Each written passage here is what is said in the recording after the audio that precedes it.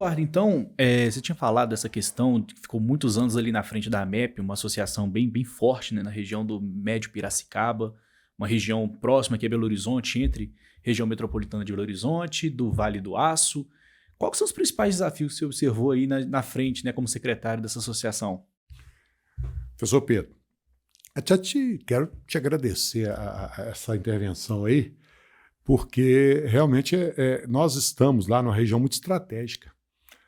O estado de Minas Gerais tem tão somente duas regiões metropolitanas, que é a região metropolitana do Vale do Aço e a região metropolitana de Belo Horizonte. E o Médio Piracicaba está no meio. Por que Exatamente não no meio das duas, fazer né? a região metropolitana do Médio Piracicaba? A ligação ali. Já tem até nome, RMMP, Região Metropolitana do Médio Piracicaba.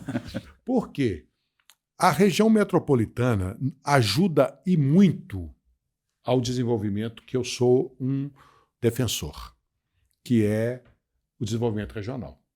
Eu não acredito, professor Braulio, nem professor Pedro, na questão de um desenvolvimento muito isolado, sabe? Porque a riqueza, eu lembro muito do professor Radamés dizendo isso, o seguinte, né? Quando você cria a riqueza e monta um procedimento de um grande bar, você precisa de determinado serviço e que vai ficando em volta, vai fazendo um colar.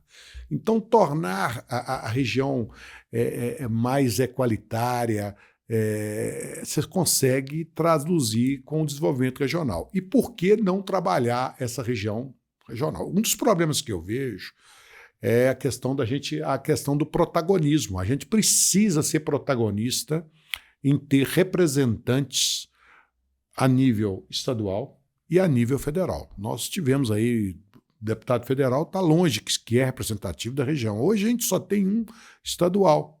Isso é muito pouco para aquela região, que é uma região que de Itabira, São Gonçalo e João Monlevade é um eixo ali dentro do próprio Médio Piracicaba, com a receita interessantíssima. A relevância é muito grande. Então, a gente tem, o professor Braulio, uma situação de transporte ali que nós estamos com as rodovias complicadas, sabe? Essa questão dessa duplicação da 381, isso é uma história que eu participo lá da AMEP, eu fiquei desde quando eu estava lá, tem 20 e tantos anos, e é antes disso, é o corredor do Nordeste, é o corredor do Leste, ali Valadares e Ipatinga. Eu fui a Ipatinga semana passada, eu fiquei assustado, né? Porque eu tinha uma filha que estudava em Valadares, na Federal lá de Juiz de Fora, e eu ia lá sempre, fiquei 6 anos indo lá, via a estrada de um jeito, a estrada hoje está julgada. São hoje taludes hoje sobre a rodovia, sabe? É um negócio para pensar, são túneis que não acabaram, quer dizer, uma rodovia toda inacabada, desvio para tudo, está pior do que daqui para João Monlevade, de Belo Horizonte para João Monlevade. Então, esse pedaço que é o escoamento lá do Médio Piracicaba, ele precisa de representatividade. E quando eu digo, professor Pedro, professor Braulio, não é uma questão só do deputado. A gente precisa ter uma representatividade no judiciário e principalmente também dentro dos governos estaduais e federal. Eu acho que aí um secretário, discutir uma secretaria, a gente começa a ocupar espaço. Por ser uma região que tem esse recurso, né, um PIB interessante, existem regiões que têm uma representatividade, mérito deles, tá? Mérito deles, mas que têm uma representatividade muito maior do que a nossa. E muitas das vezes, pelo que eu conheço, a gente vê que roda o estado de Minas Gerais, ele é muito representativo do Brasil, ele é o retrato do Brasil, a parte norte, a parte sul, o Brasil está aqui em Minas Gerais. E a gente vê determinados locais, né, da região que existem determinadas intervenções que foram feitas lá e você não vê sentido. Foi feito, por que foi feito?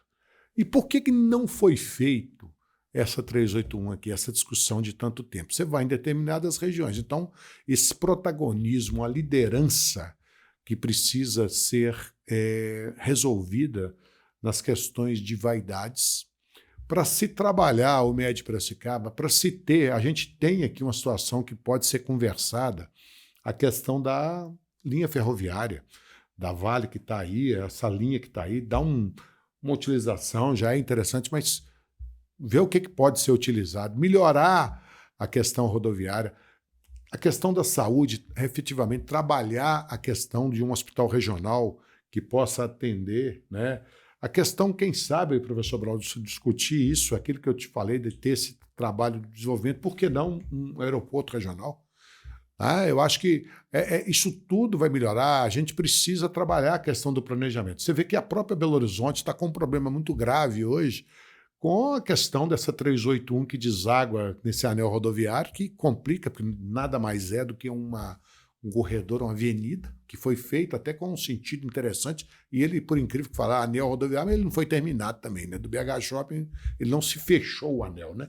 Então, do jeito que eles estão pensando hoje, que o nome é o Rodoanel, também tem que resolver essas questões políticas para se trabalhar, porque eu acho que vai melhorar muito, melhora muito. Então, essa situação de termos protagonismo, eu acho que vai valer, porque a sua pergunta foi muito boa nessa questão do trabalhar, essa questão da região metropolitana do Vale do Aço, a região metropolitana de Belo Horizonte, fazer um grande corredor de desenvolvimento. Mas é só um corredor de desenvolvimento? Não. Planejado.